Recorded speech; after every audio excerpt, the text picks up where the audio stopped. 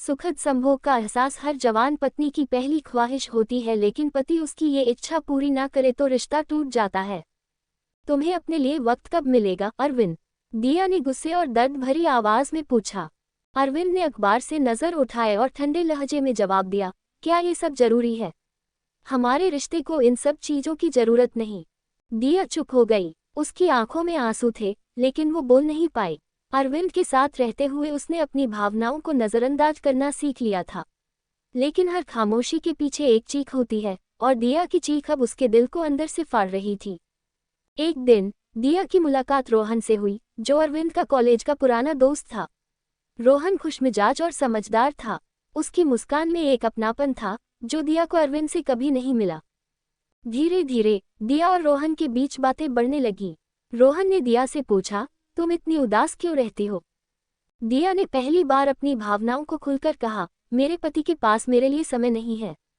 मैं उनके साथ होकर भी अकेली हूँ। रोहन ने उसका हाथ पकड़ा और कहा, तुम्हारे दर्द को मैं महसूस कर सकता हूँ। कोई भी इंसान इस तरह अकेले नहीं जी सकता। उनकी मुलाकातें गहरी होने लगीं।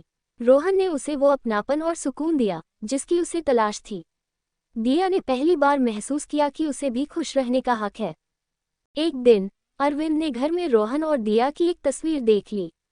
तस्वीर में दोनों मुस्कुरा रहे थे, और अरविंद को पहली बार एहसास हुआ कि दिया की मुस्कान कब से उसके जीवन से गायब हो गई थी। ये सब क्या है, दिया? अरविंद ने गुस्से में पूछा।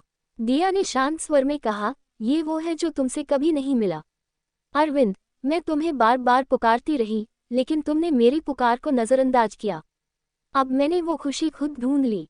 अरविंद की आंखों में पछतावा था। उसने कहा, क्या हम फिर से शुरू कर सकते हैं? दिया ने गहरी सांस ली। शुरुआत तब होती है जब दोनों लोग रिश्ता निभाने की कोशिश करें, लेकिन अब शायद बहुत देर हो चुकी है। उस रात दिया ने फैसला किया कि अब वह सिर्फ अपनी खुशी के लिए जिएगी। अरविंद ने उसे खो दिया, लेकिन उसने खुद को पा लिया।